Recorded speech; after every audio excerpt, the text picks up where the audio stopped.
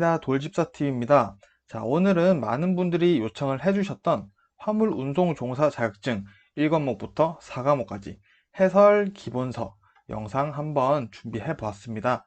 자, 제가 그리고 앞서서 공부하기가 힘든 이유에 대해서 설문조사를 진행을 했었죠.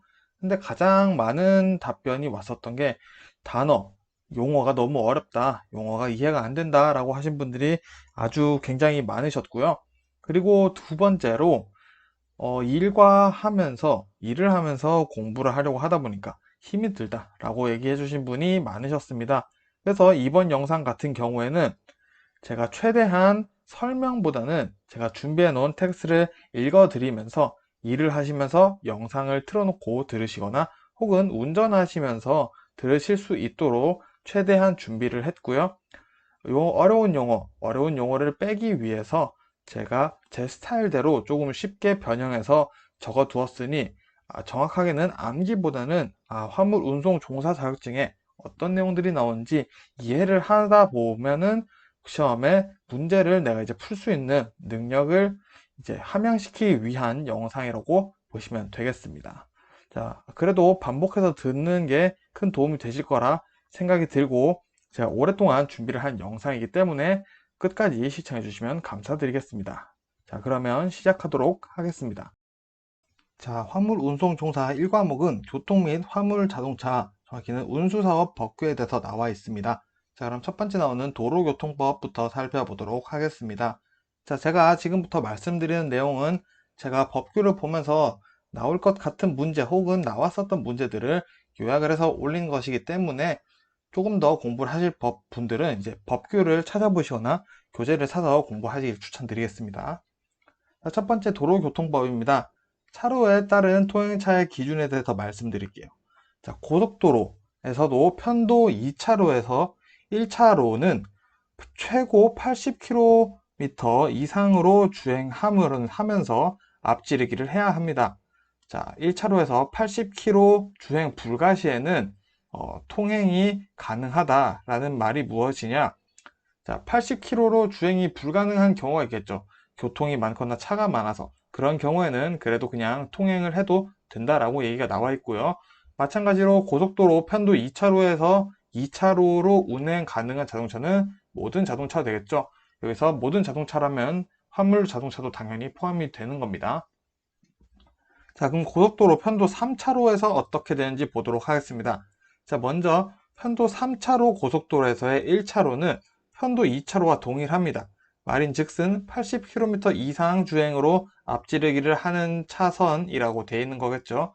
자, 그러면은 두 번째로 왼쪽 차로라고 있습니다. 고속도로 편도 3차로 이상의 왼쪽 차로는 1차로의 옆 차로를 얘기를 하는 겁니다. 이 차로는 뭐 2차선이 될 수도 있겠죠. 여기서는 승용차나 승합차가 통행을 하게 됩니다. 그리고 오른쪽 차로라고 하면 1차로와 왼쪽 차로를 제외한 차로를 오른쪽 차로라고 얘기를 하는데, 오른쪽 차로로는 화물자동차, 특수자동차, 건설기계, 대형 승합차가 도로를 이용하게 되어 있습니다. 나머지 고속도로 외의 도로라 하면 이제 국도나 일반 도로가 되겠죠. 일반 도로에서의 오른쪽 차로로는 화물자동차, 특수자동차, 건설기계 등이 통행 가능하다라는 내용이 있습니다. 헷갈리시서는 안 되시겠고요. 자, 도로교통법 이어서 보겠습니다. 지방경찰청장은 교통의 안전과 원활 소통을 위해 차의 운전자에게 승차 인원, 적재 중량, 용량 등을 제한할 수 있다라는 거, 이 제한은 지방경찰청장이 한다라는 거 머릿속에 기억해 주시고요. 화물자동차, 자동차, 이륜 자동차 및 소형 3륜 자동차의 적재 기준은 길이, 자동차 길이의 10분의 1, 10% 초과해도 된다는 거죠. 이륜 장치는 적재 장치 길이에서 30cm를 더해서 적재 길이를 정해주고 있고요. 너비 같은 경우에서는 백밀러를 뒤로 확인할 수 없는 범위입니다. 백밀러로 뒤를 봤을 때 시야가 가려지는 경우에는 적재를 할 수 없다라고 되어 있는 거고요. 높이 같은 경우에는 화물 자동차는 지상으로부터 4m, 바퀴 타이어 밑부분부터 되겠죠. 소형 3륜차는 지상으로부터 2.5m입니다. 그리고 2륜 자동차는 지상으로부터 2m라고 되어 있습니다. 자, 특이한 경우가 하나가 있는데요. 안전기준을 넘는 화물의 적재 허가를 받은 경우에는 너비 30cm 혹은 길이 50cm 이상의 빨간 천으로 된 표식을 달아야 합니다. 자, 이런 것 같은 경우에는 고속도로에서 운행을 하시면서 간혹 보신 적도 있으실 수도 있어요. 자, 밤에 운행 시에는 안 보이니까 반사가 되는 표지로 달아야 한다라는 내용까지 있습니다. 자, 이상 기후 시 운행 속도 보도록 하겠습니다. 기후 이상을 얘기를 하는 거죠. 자, 노면이 젖은 경우에는 혹은 눈이 1cm 미만으로 쌓인 경우에는 최고 속도의 10분의 2, 20%를 줄인 속도로 운행하여야 합니다. 자, 그리고 폭우, 폭설, 안개로 가시거리, 시야죠. 가시거리가 100m 이내인 경우 혹은 노면이 얼거나 눈이 2cm 이상 쌓인 경우에는 최고 속도의 10분의 5, 그러니까 절반이죠. 절반을 줄인 속도로 운행을 하여야 한다라는 규정이 있습니다. 자, 여기서 추가로 경찰청장이나 지방경찰청장이 고시한 속도 제한 표지가 있을 시에는 그 속도 제한 표지를 우선으로 따르는 것을 원칙으로 한다는 것까지 보겠습니다. 자, 통행의 우선순위, 도로 통행의 우선순위를 보겠습니다. 긴급 자동차는 도로교통법을 지키지 않아도 된다. 흔히 생각하는 응급차 생각하시면 되겠죠.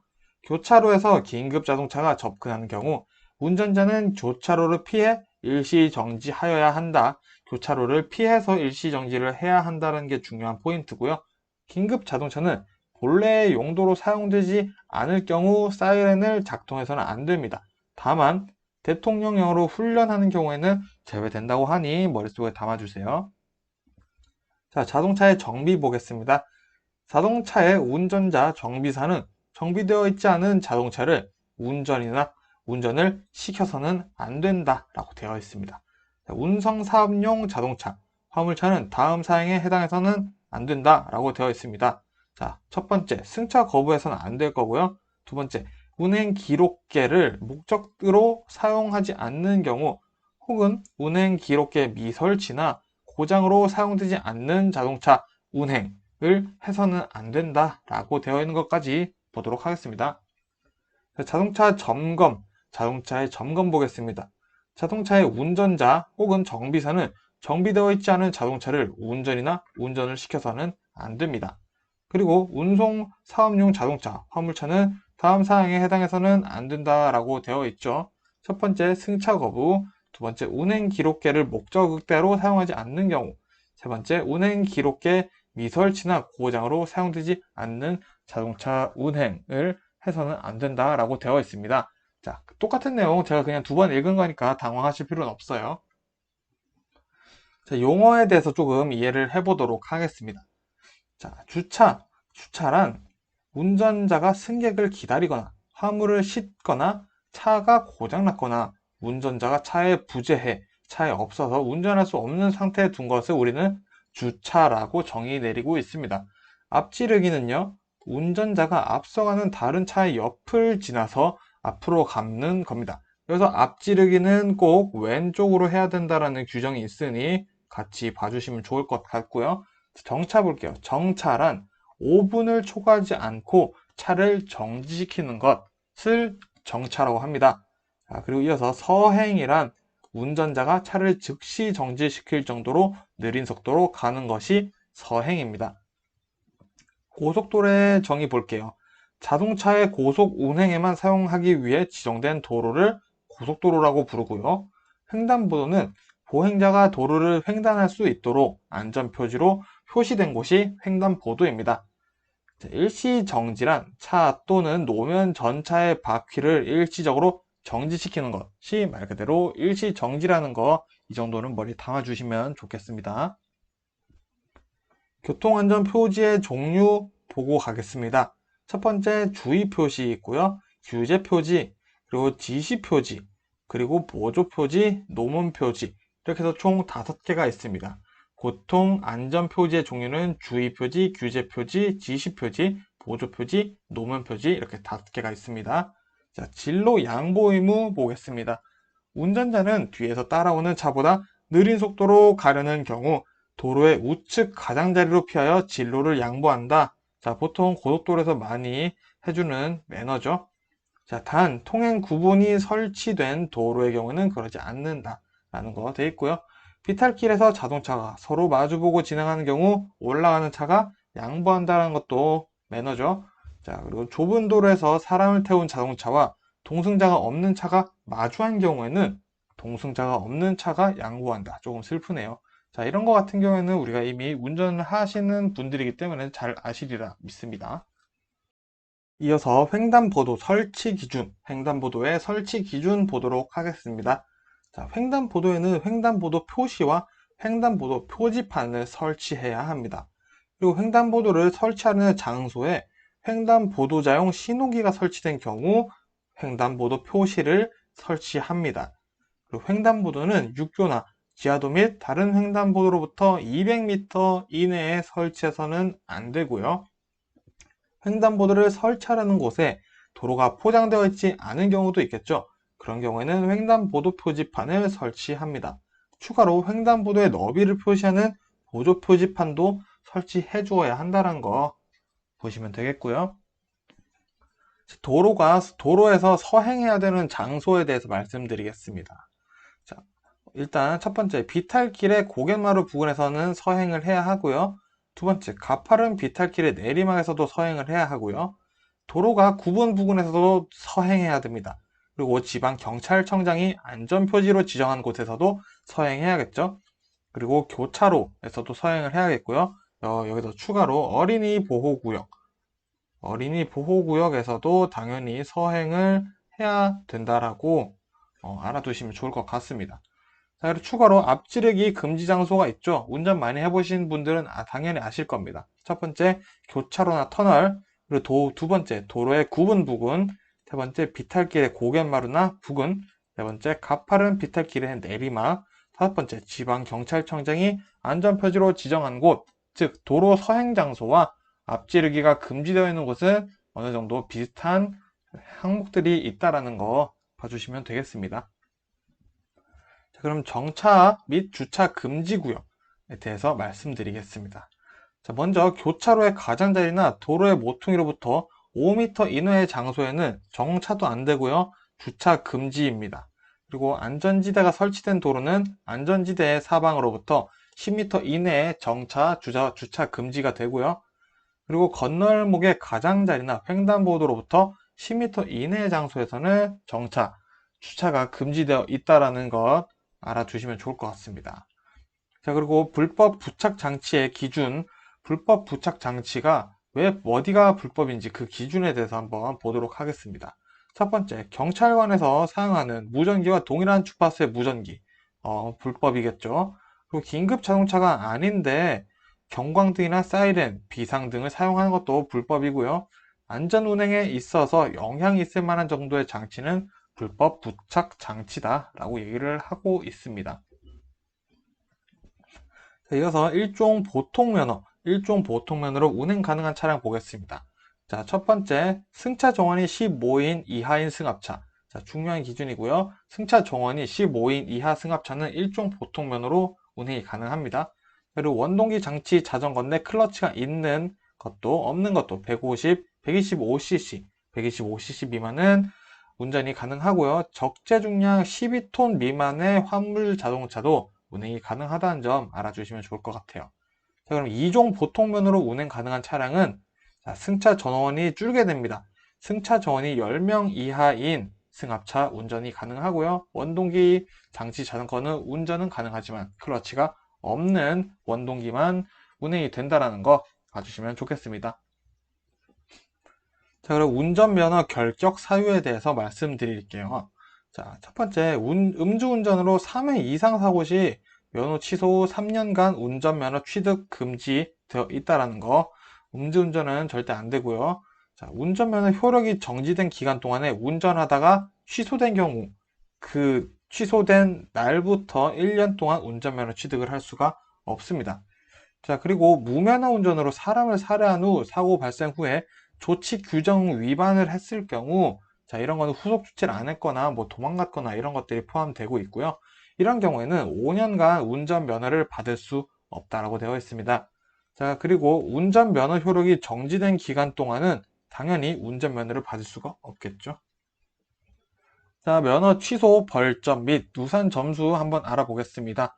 자, 1년 기준으로 했을 때는 먼저 121점이 넘으면은 면허 취소나 면허 취소가 되는 거고요. 2년 기준으로 했을 때는 201점 이상이 되었을 때 벌점이 이제 면허 취소가 되고요. 3년은 271점 이상 됐을 때 면허가 취소된다라는 거 알아두시면 좋겠습니다. 자, 벌금 보겠습니다. 교통사고 발생 시 조치를 하지 않은 경우, 뭐 뺑소니나 경찰에 신고를 하지 않았거나 사람이 다쳤는데 후속 조치를 하지 않았거나 이런 것들이 포함이 되겠죠. 자, 교통사고 발생 시 조치를 하지 않은 경우에는 5년 이하의 징역이나 1,500만 원 이하의 벌금형이 때려진다라는 거. 그리고 두 번째죠. 임의로 신호기를 조작하거나 신호기 또는 안전표지를 철거, 이전 혹은 손괴한 사람의 벌칙은 3년 이하의 징역이나 700만 원 이하의 벌금, 굉장히 생각보다 강력하다라는 거. 그리고 세 번째, 업무상 필요한 주의를 게을리하거나 중대한 과실로 타인의 건조물이나 재물을 손괴한 경우의 벌칙은 2년 이하의 징역이나 500만 원 이하의 벌금형이 있다라는 거 봐주시면 좋겠습니다. 자, 음주운전 형사처벌 기준입니다. 이거는 음주운전 형사처벌 기준을 말씀드리겠습니다. 자, 먼저 1회 이상 위반의 경우입니다. 1회도 포함이 되겠죠. 초범도 포함이 된다라는 거죠. 자, 0.2% 가장 많이 취한 거죠. 2년 이상 5년 이하의 징역이나 1,000만 원 이상 2천만 원 이하의 벌금이 매겨지게 됩니다. 그리고 그 두 번째 단계로 0.08에서 0.2% 알코올 농도일 경우에는 1년 이상 2년 이하의 징역이나 500만 원 이상 1,000만 원 이하의 벌금이 나오게 돼 있고요. 그리고 0.03에서 0.08 미만의 알코올 수치다 하면은 1년 이하의 징역이나 500만 원 이하의 벌금입니다.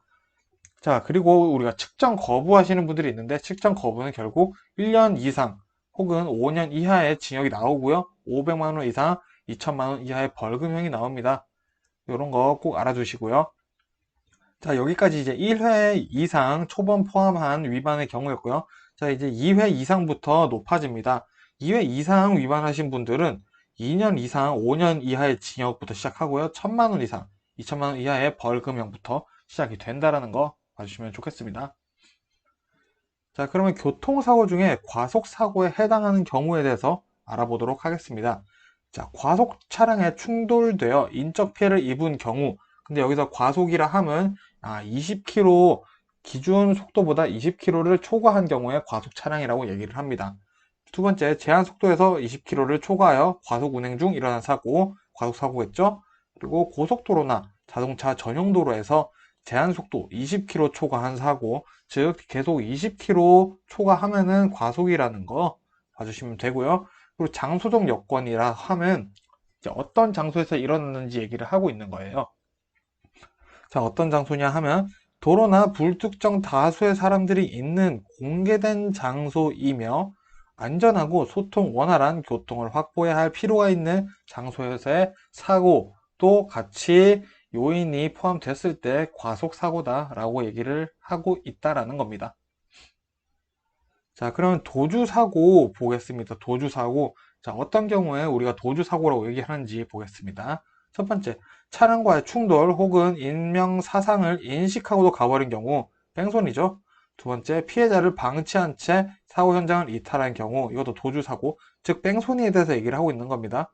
세 번째, 사고 사실을 은폐하려고 거짓 진술 신고한 경우, 그리고 네 번째, 부상 피해자에 대한 적극적 구호 조치가 없었던 경우, 다섯 번째, 피해자가 사망했다고 조치 없이 가버린 경우.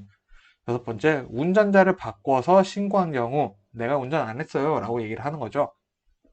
일곱 번째, 피해자를 병원까지 후송만 하고 간 경우. 여덟 번째, 사리분별 없는 피해자가 혼자 처리할 수 있다고 해서 간 경우.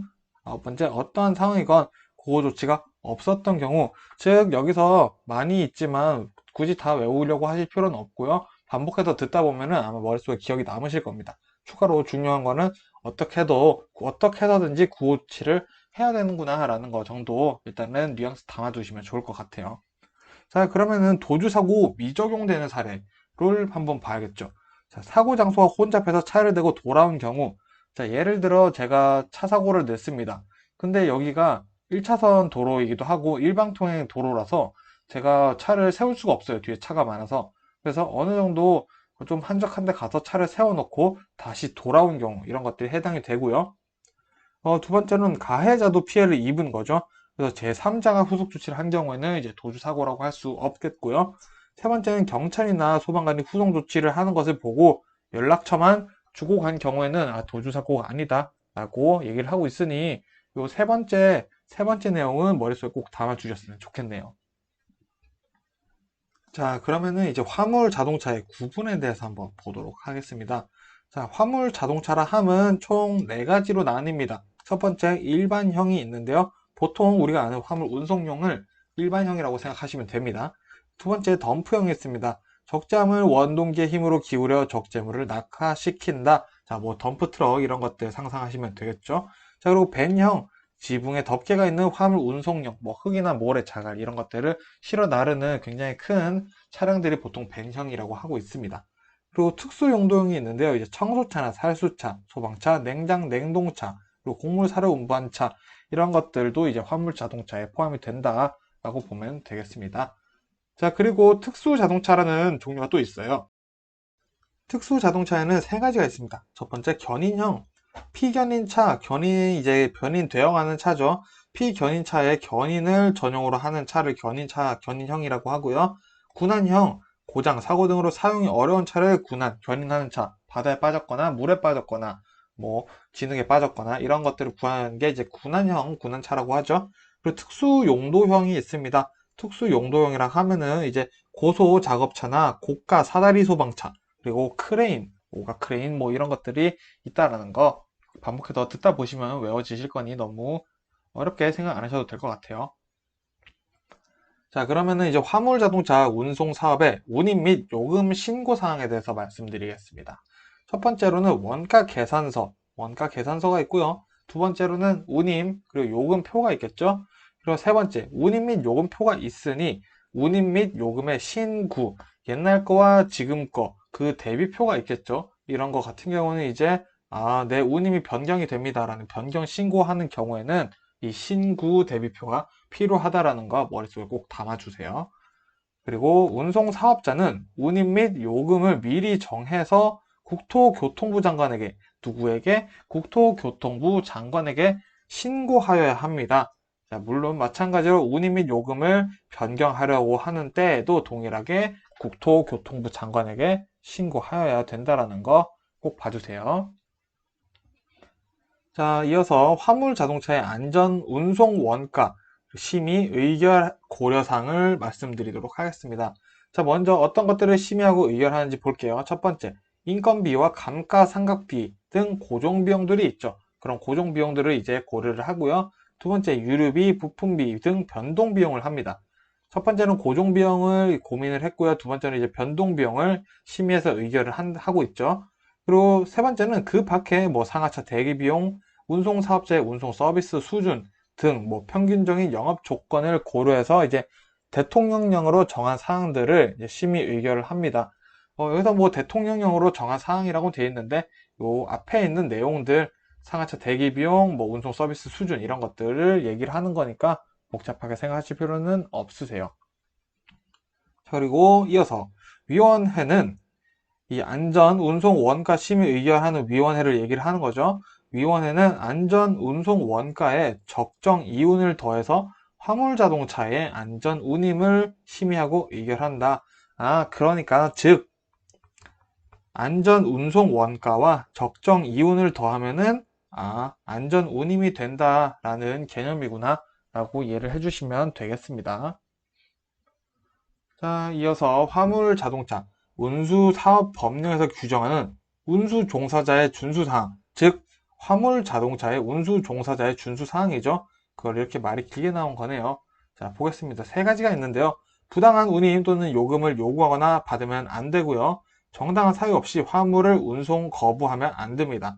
그리고 마찬가지로 정당한 사유 없이 화물을 중도에서 하차하거나 내리게 하는 행위를 해서는 당연히 안 되겠죠. 상도에 어긋나는 행동입니다. 자, 그리고 화물자동차 운송사업 허가사항 변경 신고의 대상. 허가사항 변경 신고의 대상이죠. 자, 언제 허가사항 변경 신고를 해야 되냐? 첫 번째, 상호가 바뀌었을 때. 두 번째, 대포자가 바뀌었을 때. 단, 법인인 경우에만 해당이 되는 내용이고요. 그리고 화물 취급소의 설치 또는 폐지를 할 때 허가사항 변경 신고를 해야 된다 돼 있고요. 그리고 화물 자동차의 폐차할 때도 신고를 해야겠죠. 그리고 주사무소, 영업소 및 화물 취급소가 이전될 때 신고를 한다라고 되어 있습니다. 단 여기서 주사무소의 이전은 관할관청의 행정구역 내 이전만 신고를 하면 되겠다라는 내용까지 있으니 한번 봐주시면 좋겠습니다. 자, 자가용 화물차. 자, 자가용으로 쓰는 화물 자동차도 있죠. 자, 그런 것들이 이제 사업용 화물 자동차로 변경 신고를 하려면 누구한테 해야 되는지 중요합니다. 요거는 시도지사에게 신고를 해야 된다. 내가 가지고 있는 트럭을 이제 이 트럭으로 합법으로 돈을 벌겠습니다. 라고 했을 때 시도지사에게 신고를 하면 되겠습니다. 자, 그럼 자가용 화물 자동차로 다 허가해 준 건 아니겠죠? 허가 사유 한번 보도록 하겠습니다. 첫 번째, 천재지변 또는 이에 준하는 비상 상태로 수송이 긴급히 필요한 거죠. 이럴 때는 자가 화물 자동차도 이용이 된다라는 거고요. 사업용 화물차나 철도 등 화물 운송 수단이 불가용한 상황에도 가능하고요. 영농조합법인이 그 사업을 위하여 화물 자동차를 직접 소유하고 운영을 할 때는 자가용 화물차 자동차도 이제 사용해도 된다. 화물 자동차, 사업용 화물 자동차처럼 사용을 해도 된다. 라는 얘기를 하고 있습니다. 자, 자가용 화물 자동차 사용에 제한 또는 금지가 있습니다. 자, 이거는 6개월 제한 금지를 하고 있는 사항들인데요. 자가용 화물 자동차를 사용해서 운송 사업을 경영을 했어요. 이거는 명백한 불법이겠죠. 유상 운송 허가 사유에 해당하는 경우지만, 자, 유상 운송 허가 사유라고 하면 화물 자동차를 자가용 화물 자동차를 사업용 화물 자동차로 변경해도 되는 경우를 얘기하는 겁니다. 자, 하지만 그런 경우임에도 화물 자동차를 유상으로 운송에 제공하거나 임대한 경우는 불법이다라고 되어 있습니다. 이거는 자격증 빌려주는 것과 비슷한 맥락으로 보시면 될 것 같아요. 자, 화물의 기준 보겠습니다. 화물의 기준이란 폭발성, 인화성, 부식성 물품, 혐오감을 주는 동물, 악취가 나는 수산물, 동수산물 같이 포함되고요. 화주 한 명당 화물을 이제 운전을 해서 가져가시는 분이죠. 화주 한 명당 화물의 중량이 20kg 이상이거나 용적이 4만 세제곱미터, 세제곱미터라면 부피에 대한 얘기인 거죠. 4만 세제곱미터 이상인 경우에는 화물이라고 얘기를 한다. 자, 그리고 합판, 강목등, 건축 기자재, 그리고 기계, 기구류 등 공산품을 화물이라고 얘기를 하고 있습니다. 자, 그럼 화물 운송 약관 한번 볼게요. 운송 사업자는 운송 약관을 신고하고자 할 때 운송 약관 신고서를 관할관청에 제출해야 합니다. 어떻게 보면은 당연한 내용이죠. 이어서 운송 사업자는 운송 약관을 정한 뒤 누구에게? 국토교통부 장관에게 신고해야 합니다. 그렇구나. 국토교통부 장관에게 신고하는구나. 자, 그리고 운송 약관에는 손해배상 및 면책에 관한 사항이 기재돼야 됩니다.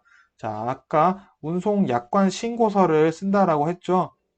요거 쓰고 이제 국토교통부 장관에게 운송 약관을 신고를 해야 되는데 그 운송 약관에는 손해배상 및 면책에 관한 사항이 있어야 되는구나 라는 내용을 지금 하고 있는 겁니다. 자, 화물에 대해서 조금 더 보겠습니다. 자, 화물은 인도기한이 지난 후 3개월 내에 인도되지 않으면 멸실된 것으로 본다. 없어진 것으로 본다라는 거죠. 그 기준이 인도기한이 지난 후 3개월 내입니다. 3개월이라는 숫자 외워주시고요. 그리고 허가 취소라고 함은 화물 자동차 운송 사업의 허가 취소를 얘기를 하는 거고요. 감차 조치, 자, 화물 자동차의 감차를 수반하는 허가 사항의 변경, 자, 이런 것들은 죄송하지만 그냥 외워주시면 되고요. 자, 위반 차량 감차 조치, 위반 행위와 관련된 화물 자동차의 감차 조치를 하는 것이다 라고 보시면 되고요. 자, 마찬가지로 위반 차량 운행 정지, 위반 차량과 위반 행위와 관련된 화물 자동차의 사용 정지를 시킨다 라는 개념 보시면 되겠습니다.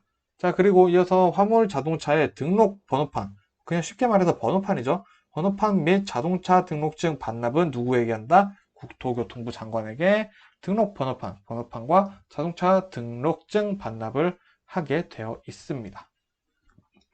자, 그리고 관할관청의 운송사업자 위반 행위를 했을 경우에는 30일 이내에 처분을 해야 된다라는 기준이 있어요. 관할관청이 위법 행위를 하신 분은 한 달 이내 처분을 해드립니다 라고 얘기를 하는 거고요. 단 자기 관할이 아닌 경우가 있겠죠. 위법 행위를 하신 분인데 이런 경우에는 5일 이내에 적발 통보서를 그 걸린 위반 행위를 하신 분의 관할관청에 통지를 해줘야 된다라는 내용도 있으니 같이 봐주시면 좋겠습니다. 자, 벌금 종류가 많은데요. 그 중에 2년 이하의 징역 또는 2천만 원 이하의 벌금 한번 모아봤습니다. 자, 허가를 안 받거나 부정하게 받은 화물 자동차 운송 사업의 경영자는 2년 이하의 징역, 2천만 원 이하의 벌금이 나오고요. 죄송합니다. 자, 그리고 마찬가지입니다. 허가를 안 받거나 부정하게 받은 화물 자동차의 운송 주선 사업 경영자, 그리고 운송 가맹 사업자 마찬가지로 이제 2천만 원 이하의 벌금이 나옵니다. 요 세 개는 앞에 내용이 똑같으니까 이제 뒤에 어떤 사람들이 벌금을 받는지 보시면 좋겠고요. 자, 자가용 화물차를 유상으로 화물 운송용에 제공하거나 임대한 자, 아까 나왔었던 내용이죠. 이런 사람은 2년 이하의 징역 또는 2천만 원 이하의 벌금을 받는구나. 그리고 자동차 관리 사업자와 금품을 주고받은 운송 사업자, 그리고 운수 종사자는 2천만 원 벌금 나옵니다. 규정을 위반하여 사업을 양도한 자도 마찬가지고요. 명의 이용 금지 의무를 위반한 자도 2년 이하의 징역 또는 2천만 원 이하의 벌금이 나올 수 있다라는 거 봐주시면 되겠습니다. 자, 그럼 자동차 말소 등록할 때의 사유 보겠습니다. 자, 먼저 자동차가 제작, 판매자 등에 반품한 경우에는 말소가 될 거고요. 촬영이 초과된 경우도 말소됩니다. 그리고 수출될 때도 말소가 되고요. 자, 자동차의 본래 기능을 회복할 수 없거나 멸실된 경우 당연히 말소해야겠죠. 그리고 교육이나 연구 목적의 자동차 말소됩니다. 자, 요거는 지게차, 굴삭기 이런 것들은 거의 웬만한 운전 자동차랑 공용된 내용이니까 많이 보셨을 수도 있어요. 자, 그러면 자동차의 말소 등록 기간은 언제까지 해야 되냐? 자, 말소해야 되는 사유가 발생한 날부터 1개월 기간을 주고 있고요. 자동차의 번호판 봉인은 자, 시도지사가 실행한다. 시도지사가 번호판 봉인을 실행한다라는 거 보겠습니다. 자, 자동차가 운행 제한될 때 한번 볼게요. 언제 운행 제한이 되냐? 첫 번째, 전시나 시변, 준하는 비상사태의 경우 운행 제한되고요. 극심한 교통 체증 지역이 발생될 것 같은 예상이 되는 곳이나 소통 원활을 위해서 자동차의 운행을 제한할 수도 있습니다. 그리고 대기 오염 방지나 대통령령으로 정하는 경우 자동차의 운행 제한이 가능하다는 거 보시면 되고요. 이런 운행 제한은 대통령령으로 정해지기도 하지만 국토교통부 장관과 경찰청장이 둘이 협의한 다음에 정한다라는 거. 국토교통부 장관과 경찰청장이 협의한 다음에 자동차의 운행 제한을 결정을 한다라는 거. 이렇게 외워주시면 되고요. 마찬가지로 임시 운행 허가는 대통령령으로 정하는 국토교통부 장관이나 시도지사에게 받아야 한다는 것도 추가로 봐주세요. 자동차의 검사 종류는 잘 아시겠지만 신규 검사, 정기 검사, 튜닝 검사도 우리 검사 받으러 가면 받죠. 우리 임시 검사, 수리 검사 이런 것들이 있다라는 거 나올 수 있으니 꼭 같이 외워주세요. 자, 그럼 점용물에 대해서 조금 알아보도록 하겠습니다. 점용물의 구조 한번 보겠습니다. 자, 지상에 설치하는 전주의 디딤쇠는 도로 방향과 평행되어야 한다. 그리고 지하에 설치하는 점용물은 견고하고 단단하고 내구력 있는 다른 점용물에 지장을 주지 않아야 한다라고 되어 있고요. 차도에 매설하는 경우에는 도로의 구조 안전에 지장을 주지 않아야 한다라고 되어 있고요. 지상에 설치하는 가설점포 등은 도로교통에 지장을 주지 않는 범위 내에서 최소의 규모로 설치하여야 한다라고 되어 있습니다. 즉 우리가 생각하는 조명물들이 있죠. 열쇠방이라던가 이런 것들이 있는데 그런 것들은 보통 최대한 차량 운행, 사람 운행 이런 것들에 대해서 지장을 주지 않는 것을 중요로 생각하고 있구나 라는 개념을 이해를 해주시면 더 좋을 것 같습니다. 자, 그럼 점용물의 점용 장소 보도록 하겠습니다. 자, 먼저 보통 보도가 있는 도로죠. 보도가 있는 도로의 경우 차도 쪽에 보도에 점용물을 설치한다. 자, 이거는 우리도 많이 봐서 알고 있죠. 자, 그리고 비탈면이 없는 경우에는 길가 쪽에 끝쪽에 점용물을 설치한다 라고 되어 있습니다. 그리고 전신 및 전주는 도로가 교차나 접속 또는 굴곡되는 부분에 설치한다라고 되어 있습니다. 자, 그리고 도로에 설치하는 조명물은 도로 빌타면 끝에 설치한다. 단, 보도가 있는 도로인 경우에는 차도 쪽에 보도에 설치해야 한다. 자, 요거 아까 나왔었던 내용인데, 자, 요 뒤에 있는 포인트 머릿속에 담아주시면 좋겠네요. 자, 그러면 대기 환경 보존법령 보도록 하겠습니다. 자, 먼저 대기 환경 보존법령의 목적을 볼 텐데요. 목적은 대기 오염으로 인한 국민 건강이나 환경에 관한 예방을 하는 겁니다. 그러니까 어떻게 보면 국익 증진이죠. 국민 이익 증진을 위해서 하는 거고요. 대기 환경을 적정하게 지속 가능하게 관리와 보존하기 위해서 대기 환경 보존법령이 존재를 한다. 이렇게 되면은 모든 국민이 건강하고 쾌적한 환경에서 생활을 할 수 있겠죠. 자, 그럼 대기 환경 보존 법령의 용어들 한번 좀 살펴보고 갈게요. 자, 대기 오염 물질이란 대기 오염의 원인이 되는 가스나 입자상 물질이고요. 자, 가스는 물질이 연소나 합성, 분해되면서 발생하는 기체상 물질. 가스는 기체죠. 자, 매연이라 하면은 이제 연소할 때 생기는, 마찬가지로 물질이 연소할 때 생기는 유이탄소가 저도 정확히 뭔지 모르겠습니다. 유이탄소가 주가 되는 입자상 물질이다. 아, 매연은 기체가 아니다. 검댕이라고 있어요. 검댕. 자, 검댕은 연소할 때 생기는 유리탄소와 응결하여 생기는 입자상 물질이다. 즉, 가스만 기체고 지금 다 입자상 물체죠. 자, 그럼 저공해 자동차에 대한 정의를 좀 볼게요. 우리가 개념은 알겠지만, 자, 대기오염 물질의 배출이 없는 자동차나 배출 허용 기준이 있는데 그 기준보다 오염 물질을 적게 배출한 차를 우리는 저공해 자동차라고 부른다. 자, 그리고 공회전 제한 장치라는 게 있습니다.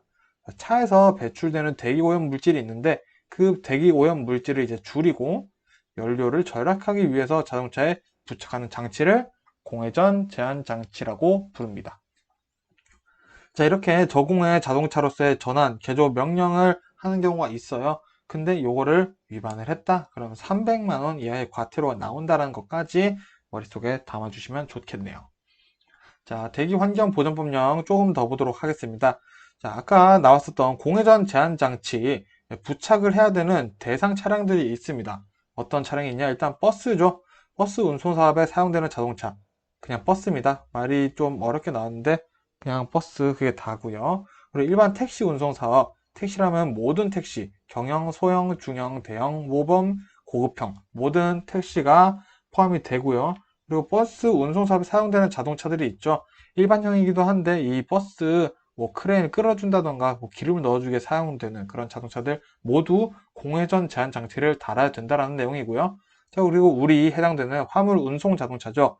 최대 적재량이 1톤 이하인 배형 자동차, 택배차는 뭐를 달아야 된다? 공회전 제한 장치를 부착하여야 된다라고 되어 있습니다.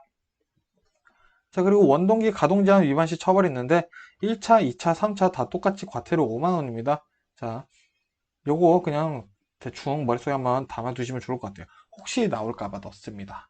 자, 그리고 추가로 이것도 혹시 나올까봐 제가 넣은 건데 환경부 장관이나 광역시장 그리고 보통 시장 그리고 군수는 운행되는 차들의 수시 점검을 늘 해야 된다라는 역할이 있으니 이것도 같이 봐주시면 좋겠어요. 자, 그러면은 대기환경보전법령에서 수시점검 말 나왔으니 한번 수시점검에 대해서 보도록 할게요. 자, 환경부 장관이 정하는 저공해 자동차는 운행차의 수시점검이 면제된다. 저공해 자동차는 수시점검이 면제되는구나. 또 긴급 자동차도 마찬가지로 수시점검이 면제됩니다. 그것도 괜찮네요. 자, 그리고 마찬가지로 군용 및 경호 업무용 등 국가의 특수 공용 목적으로 사용되는 자동차들도 수시 점검이 면제될 수 있다라고 되어 있으니 어떤 차들이 수시 점검 면제되는지 봐주시면 좋을 것 같습니다. 자, 그리고 이런 수시 점검을 죄송합니다. 자, 그리고 이런 수시 점검을 불응했거나 검사를 방해한 경우에 처벌은 어떻게 되냐? 자, 200만 원 이하의 과태료에 처해질 수 있으니 조심하여야겠습니다. 자, 그렇게 해서 일단은 화물 운송 종사 자격 1과목 한번 설명을 드려봤고요. 정확히는 교재 이렇게 나와 있지는 않습니다. 하지만 여러분들이 조금 더 이제 어려운 단어들이 많이 나오는 것에 대한 이제 힘듦과 그리고 일하시면서 공부를 조금 더 이제 들으시면서 하실 수 있게 하기 위해서 제가 설명을 다 스크립트로 적었다라고 생각을 해주시면 더 좋을 것 같습니다. 그래서 오늘은 여기까지 하도록 하겠고요. 다음 과목 2과목에서 다시 인사드리도록 하겠습니다. 감사합니다.